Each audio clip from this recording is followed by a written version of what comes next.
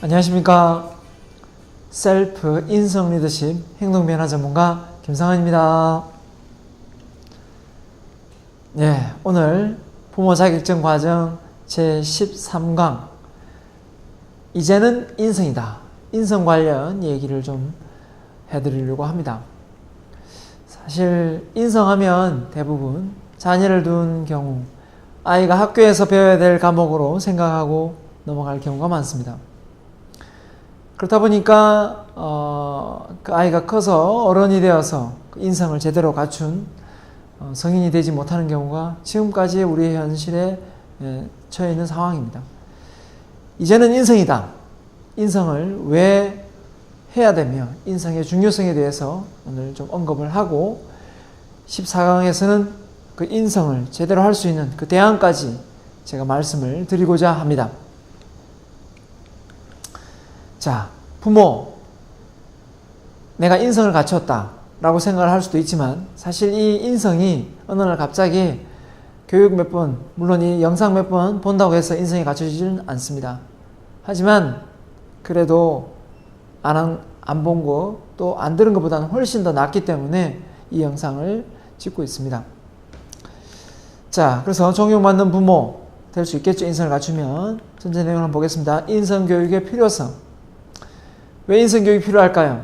네, 그 얘기를 좀 하겠습니다. 인성이란 뭔가, 그 다음에 인성교육의 필요성, 인성교육의 중요성, 인성교육의 필요성, 그 다음에 우리나라 교육의 문제점이 뭔가, 이렇게 나오고요.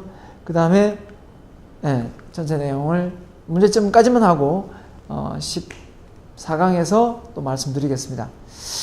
자, 인성이 중요합니까? 국영수 과목이 중요합니까? 이렇게 말을 하면 대부분 사람들이, 부모들이, 당연히 인성이 중요하죠. 라고 말을 하더라고요. 말은. 그런데 현실은 어떻습니까? 아이가 국영수 학원을 갑니까? 인성 학원이 생긴다면 그 학원을 보낼까요? 제가 리더십을 운영하고 아이 인성 교육을 한다고 했을 때 우선순위를 둘까요? 제가 20년을 해봤습니다. 아니요. 국어, 영어, 수학 다 하고 빼고 시간 남는 시간에 한번 올까 말까 합니다. 그런 현실에 지금 놓여 있습니다.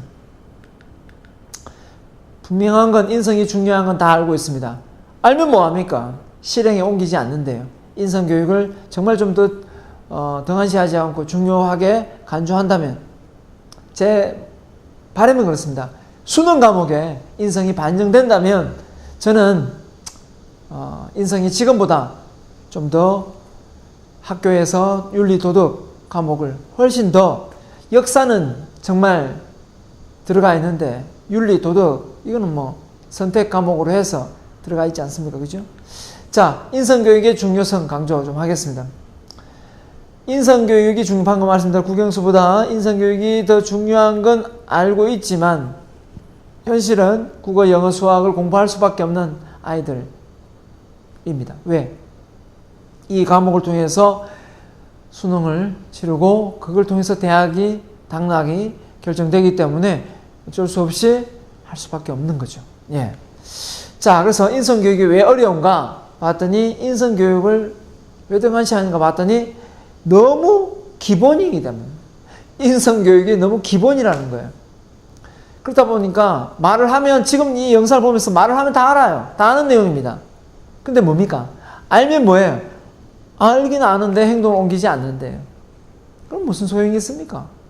예, 아무 소용이 없죠. 그래서 기본이기 때문에 소홀하기 쉽다. 이렇게 말씀드리고 싶고요. 두 번째는 실천은 잘 되지는 않지만 다 알고 있는 내용이다. 실천은 잘 안 되지만 다 알고 있는 내용이다. 이 말 같은 말이고요. 수능 과목에 다뤄지지 않기 때문이다. 방금 말씀대로. 수능의 이 인성 과목을 기본 과목으로 그죠? 절대평가에 넣는다면 상대평가에 어떤 넣는다면 좀 좋겠습니다. 빨리빨리 문화 속에서 인성보다 무엇을 더 중요시할까요? 바로 실력입니다. 근데 중요한 것은 실력이 기본으로 깔리기 전에 인성을 기본으로 깔고 그 위에 실력을 쌓아야지 그 좋은 머리를 가지고 나쁜 데 활용되지 않습니다. 근데 인성이 뒷받침되지 않고 실력을 쌓으면 어떻습니까? 그 좋은 머리를 뭐 하죠? 위조지편 만들죠. 수단과 방법을 안 가리고 목적을 달성하려고 합니다. 목적 달성 중요하죠. 하지만 그게 나쁜 길이고 남에게 피해를 주는 행동이라면 그 행동을 중단해 하고 목표를 접어야 됨에도 불구하고 수단과 방법을 안 가린다는 거예요. 그럼 뭡니까? 인성이 더 중요한 부분이죠. 자, 5번째입니다. 성공의 기준이 인성을 갖춘 사람이 아니라 뭘까요? 바로 돈을 많이 번 사람이다. 너무 결과지향주의인 거죠. 그래서 어떻게 보면 돈을 많이 가진 사람이 인정받고 대우받고 돈이 없는 사람은 인성이 바른 사람이라도 손치더라도 그 사람을 이렇게 존중하는 마음이 없는, 이건 문제가 있습니다. 차라리 돈은 좀 없더라도 인성이 바른 사람이 더 대우받고 인정받고 존경받는 사람이 사회가 되어야 되는 거죠. 그래서 왜 인성의 기준이 잘못될까 생각해 보니까 이 성공의 기준이 잘못 설정되어 있는 거예요. 그러니까 인성을 등한시할 수밖에 없는 거죠. 왜? 성공의 기준이 잘못되어 있으니까. 자, 성공의 기준이 앞서도 행복에서 성공의 기준이 잘못되어서 불행으로 간다고 말씀드렸지 않습니까? 그래서 돈, 자산을 많이 모으는 게 초점을 맞춰져 있으면 이게 성공이라고 보면 인성은 계속 뒷전인 거예요. 결국 뭡니까? 내가 누누이 말했지만 제가 많이 벌었다, 많이 가지고 있다. 이거 더 중요한 게 그 돈을 어떻게 남에게 기부를 하고 어떻게 많이 활용을 했느냐. 이게 더 훨씬 가치가 있는 거라는 거죠. 두 번째는 권력과 지위가 얼마나 높으냐. 이것도 중요할 수도 있겠지만 더 중요한 건요.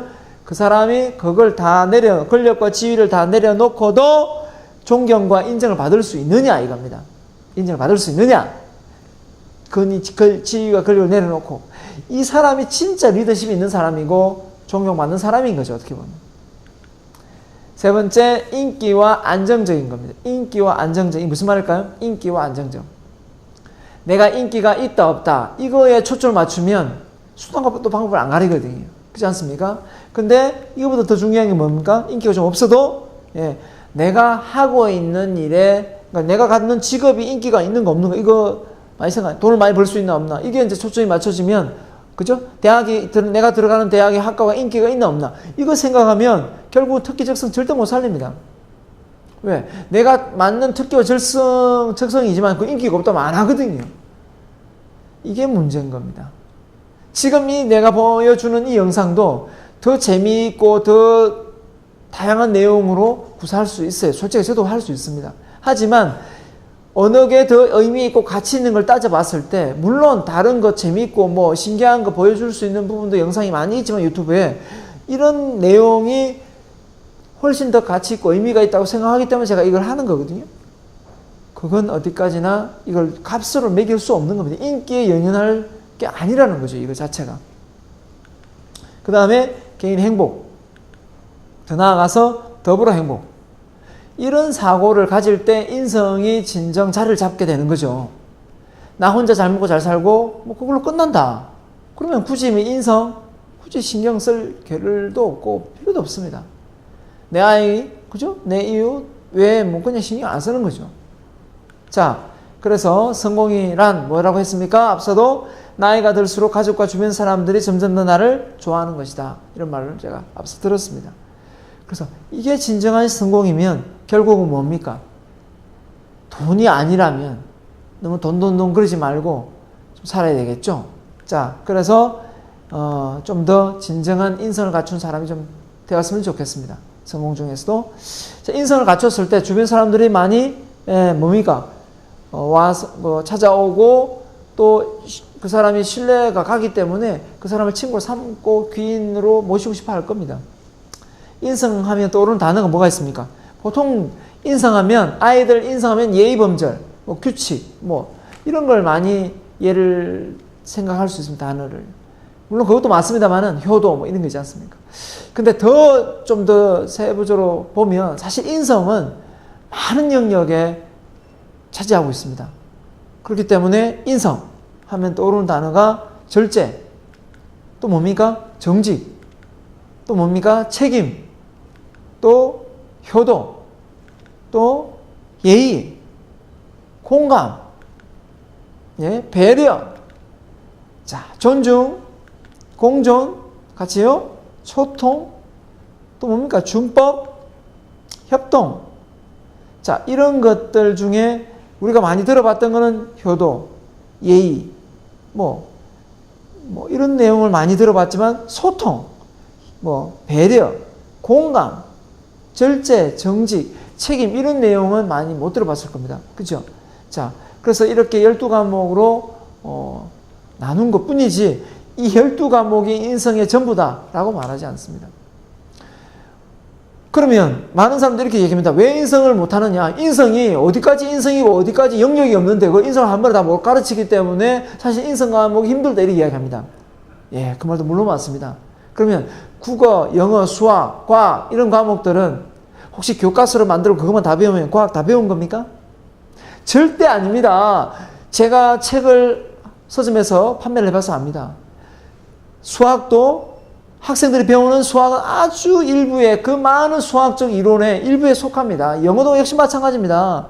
그렇기 때문에 그렇게 해서 일부 배워서 과목으로 만들어서 배우고 사회에 진출하는데 인성 과목으로 해서 영역을 나눠서 그걸 일부 배우고 나가면 안 됩니까? 왜 인성은 너무 방대하고 어디까지 손을 대야 될지 모르겠다 이렇게 말하면서 인성을 소홀히 한다면 이거 역시 핑계입니다. 인성도 얼마든지 교과목으로 만들고 영역별로 나눠서 지도할 수 있습니다. 인성이란 무엇인가 정의가 나와 있는데요. 사람이 선천적으로 환경적으로 후천적인 요인에 의해 사는 동안에 누적되어 형성된 개인의 뭘까요? 도덕적 판단 기준이다. 이게 옳고 그름이죠. 되는 것으로 외부의 사물이나 현상에 자극을 받아 일정한 경향, 그러니까 후천적으로 환경적으로 자극을 받을 수밖에 없지 않습니까? 받아 일정한 경향에 뭘 보인다? 반응을 보이게 하는 개인의 고유의 성품이다. 한마디로 성격일 수도 있고요. 인성은 이렇게 딱 형성되면 물론 이제 그걸로 계속 가는 건 아닙니다. 그죠? 한번 형성된 인성이 쭉 갈게 되려면 끊임없이 또 갈고 닦고 노력을 해야 됩니다. 그렇기 때문에 이 인성이 선천적으로 타고난 부분, 후천적으로 변화가 되기 때문에 끊임없이 교육을 시켜야 되는 거죠. 교육을 받아야 되는 거죠. 자, 내 성격, 성품이 남과 다른 이유는 자, 성격 얘기 좀 하고자 합니다. 성격. 사람, 성품이고 인성이라 했으니까요. 성격이고 인성입니다. 근데 좋은 성격을 가지고 있나, 좋은 인품을 가지고 있는가, 이게 문제 아니겠습니까? 자, 성격이 형성되는 선천적인 거, 주변 상황과 후천적인 상황에 의해서 이 성격이 형성된다는 겁니다. 이렇게 성격이 선천적 유전성, 신체적 구조, 정서 이런 걸 부모한테 다 선천적으로 타고나게 됩니다. 맞죠? 이건 어쩔 수 없다고 가정할게요. 그죠? 그런데 후천적으로 경험이나 문화, 가치관, 교육, 가정 이건 좀 바꿔줄 수 있거든요. 얼마든지.